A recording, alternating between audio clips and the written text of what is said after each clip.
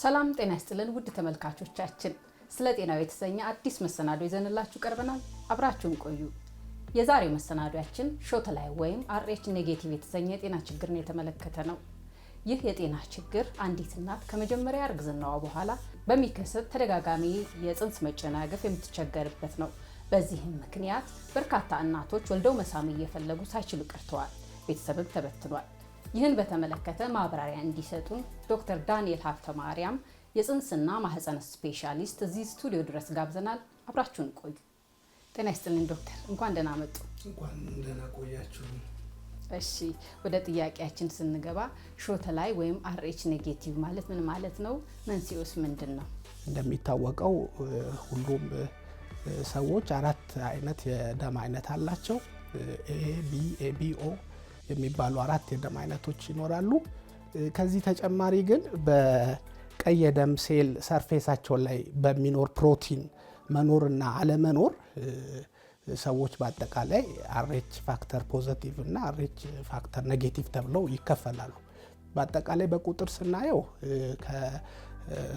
ከፖፑሌሽኑ ከአጠቃላይ ህዝቡ 85% የሚሆነው RH ፋክተር ፖዚቲቭ ነው። ይህም ማለት የቀይ ደም ሴል ሰርፌሳቸው ላይ ፕሮቲን አላቸው ማለት ነው። 15% አጠቃላይ ወንድንም ሴትንም ጨምሮ እነሱ ደግሞ RH ፋክተር ኔጌቲቭ ይባላሉ። ይህም ማለት ነው የቀይ ደም ሴላቸው ሰርፌስ ላይ ይሄ ፕሮቲን የለም ማለት ነው። በሽታ አይደለም፣ ከአባት ከእናት የሚወረስ ነው። ስለዚህ አንድ ልጅ በሚወለድበት ጊዜ ወንድም ሆነ ሴት ወይ RH ፖዚቲቭ ይሆናል ወይ RH ኔጌቲቭ ይሆናል፣ እንደ አባትና እንደ እናቱ የRH ፋክተር አይነት መሰረት ማለት ነው። ስለዚህ በተለይ RH ፋክተር ኔጌቲቭ የሆኑ ሴቶች ወይም እናቶች እርግዝና በሚገጥማቸው ጊዜና የባለቤታቸው የRH ፋክተር ፖዚቲቭ ከሆነ የሚወለደው ልጅ RH ፋክተሩ ፖዚቲቭም ወይም ኔጌቲቭም ሊሆን ይችላል። እንደ እናቱ ሊሆን ይችላል፣ እንደ አባቱ ሊሆን ይችላል።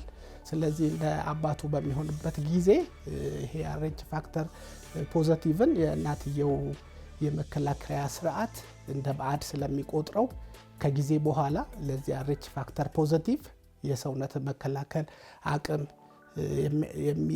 የሚያመርተው አንቲቦዲ ይኖራል። ይህ አንቲቦዲ ምንድነው ስራው? በተለያየ ጊዜ ለRH ፋክተር ፖዚቲቭ የምትጋለጥበት ሁኔታ ከተፈጠረ ይህን ነገር እንደ ባዕድ ቆጥሮ እሱን የሚያጠቃበት ሁኔታ ነው የሚፈጠረው። ስለዚህ በአጠቃላይ ይሄ ችግር ሊፈጠር የሚችለው አንዲት እናት RH ፋክተሯ ኔጌቲቭ ሆኖ RH ፋክተር ፖዚቲቭ ያለው ጽንስ ከኖረና አስፈላጊውን ሕክምና ካልተደረገና በማንኛውም መንገድ በወሊድም ሊሆን ይችላል፣ በሌላም የእናትና የልጅ የደም ንክኪ ከተፈጠረ ያን ንክኪ ተከትሎ ሰውነቷ እንደ ባዕድ በመቁጠር መከላከያ RH ፖዚቲቭን መከላከያ ካመረተች ከዛ ቀጥሎ የሚመጣ ሁኔታ ነው ሾተ ላይ የሚባለው። በዚህ ችግር የሚጠቁት እነማን ናቸው? የሚደረገው ጥንቃቄ ምን ይመስላል? ሳይንሳዊ መፍትሄስ አለ ወይ? መፍትሄዎች ይኖሩታል። መፍትሄዎቹ መጀመሪያ ደረጃ እንደዚህ አይነት ፋክተር ያላቸው እናቶችን መለየት ነው።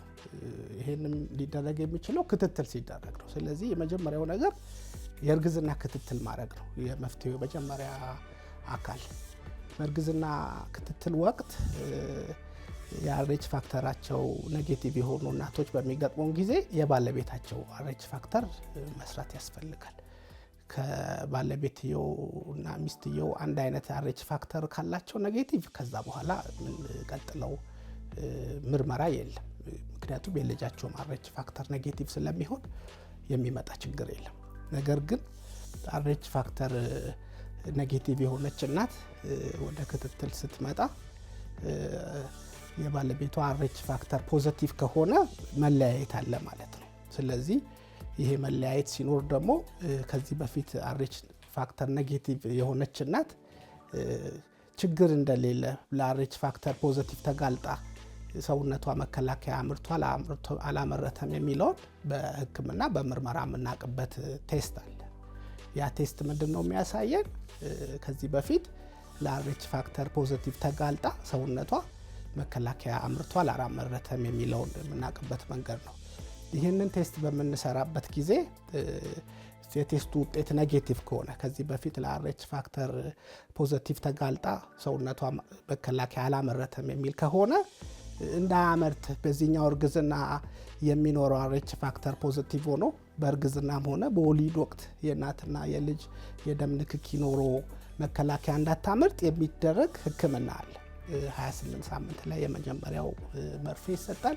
ከዛ ደግሞ ከወለደች በኋላ የተወለደው የልጅ የአርኤች ፋክተር ታይቶ እንደ እናትየው ከወጣ መድኃኒት ተጨማሪ አያስፈልግም። እንደ አባትየው ከወጣ ግን ተጨማሪ መርፌ በወለደች በተቻለ መጠን በቶሎ በ72 ሰዓት ውስጥ በመስጠት ለወደፊቶቹ እርግዝናዎች ሰውነቷ መከላከያ እንዳያመነጭ ማድረግ ይቻላል። አንዳንድ ዘልማዳዊ ድርጊቶች አሉ በሳይንስ ያልተደገፉ።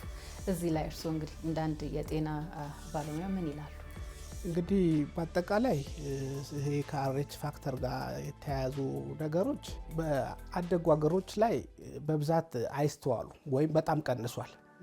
ድሮ 13% ያህል ችግር ነበረ። አሁን ችግሩ ጥልቀት ባደጉ ሀገሮች ላይ እስከ 0.2% በታች ሆኗል። ይህም የተደረገበት ዋናው ምክንያት የሴቶችን እውቀት በማጎልበት ግንዛቤ በማስጨበጥ ብሎም ደግሞ የእርግዝና ክትትል እንዲያደርጉ ሰዎችን በማበረታታት የእርግዝና ክትትል ከቨሬጅን በመጨመር ኦልሞስት ወደ 100% እና ብሎም ደግሞ እንዲህ አይነት ችግር ለሚገጥማቸው እናቶች ወሊድ ብቻ ሳይሆን አንዳንድ ጊዜ ተደጋጋሚ ሙርጃ ብሎም ደግሞ አንዳንድ ሆድ ላይ የሚደርሱ ምቶች የእንግዴ ልጅን ሊያላቅቁ የሚችሉ ሁኔታዎች እነዚህ ነገሮች ሲፈጠሩ ይሄን መርፌ በመስጠት በጣም ተከላክለውታል። ስለዚህ ዋነኛው የመከላከያው መንገድ ይሄ ልማዳዊ ድርጊቶቹ ሳይሆን መሆን ያለበት አንደኛ እናቶች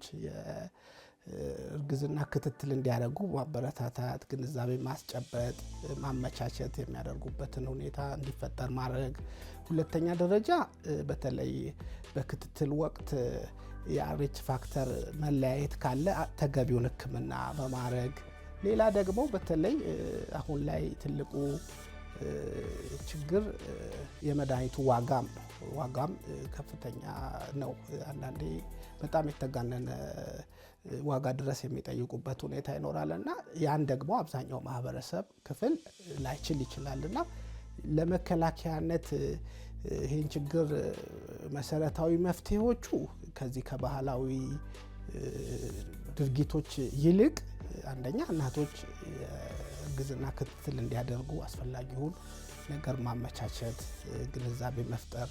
ሁለተኛ ደረጃ ደግሞ እንደዚህ አይነት ችግር የገጠማቸው እናቶች መድኃኒቱን በተመጣጣኝ ዋጋ የሚያገኙበትን ነገር ማመቻቸት ከዚህ ከዘልማዳዊ ባህላዊ ድርጊት በበለጠ ይህን ጉዳይ ለመከላከል ከፍተኛ አስተዋጽኦ ይኖረዋል። በዚሁ ጉዳይ ላይ ቀረ የሚሉት ሀሳብ ወይም ደግሞ እንደ ተጨማሪ ሀሳብ ማሳሰብ የሚፈልጉት ነገር ካለ በመጨረሻም እድል እንስጠት። በዋነኝነት በተለይ የእርግዝና ክትትል ከተቻለ የቅድመ እርግዝና ክትትል ማድረግ ሁሉም ሴቶች ቢቻል፣ ካልሆነ ደግሞ በተለይ ቅድም እንደገለጽኩት የጤና እክል የስኳር፣ የግፊት፣ የኩላሊት ያለብን እንደዚህ አይነት ታማሚዎች ቀድመው ሐኪም አማክረው ወደ እርግዝና ቢገቡ። ሁለተኛ ደረጃ ቀድሞ እንኳን ወደ እርግዝና ክትትል መምጣት ካልተቻለ እርግዝናው በጀመረ ጊዜ በጊዜ መምጣት።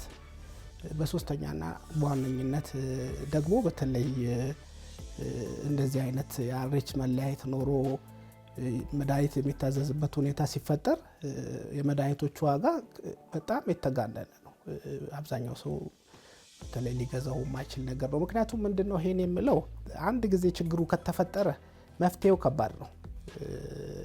ችግሩ ከተፈጠረ እናት መከላከያ ካመረተች ከዛ በኋላ የሚኖሩት እርግዝናዎች ችግሩ ከፍተኛ ነው የሚሆነው።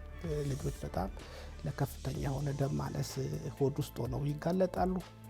ብሎም ደግሞ ያንን ለማስተካከል የሚደረጉትም የሚሞከሩ ነገሮችን ቢኖሩ ያን ያህል ውጤታቸው አመርቂ አይደለም። ስለዚህ በዋነኝነት መከላከያው ላይ ማተኮር ችግሩ እንዳይከሰት የሚደረገውን ነገር ማድረግ ችግሩ ከተከስቶ ከሚመጣ የስነ ልቦናም ሆነ የኢኮኖሚ ጫና ከፍተኛ የሆነ አስተዋጽኦ ያደርጋል። መከላከሉ የበለጠ ችግሩ መጥቶ ከማከሙ የተሻለ ነውና ክትትልን ማድረግ በክትትል ወቅት ቤዚክ ቴስት ነው፣ ይሄ መሰረታዊ ቴስት ነው የአርኤች ፋክተር ምርመራ። እሱን ተከትሎ ደግሞ ችግር ከመጣ በተለይ ታካሚዎች መድኃኒቱን በቀላሉ በተመጣጣኝ ዋጋ የሚያገኙበት ነገር ቢመቻች መልካም ነው ብዬ ይላል። የዛሬው የስለ ጤናው መሰናዷችን ይህን ይመስል ነበር። በቀጣይ በሌላ ርዕሰ ጉዳይ እስከምንገናኝ ሰላም ቆዩ።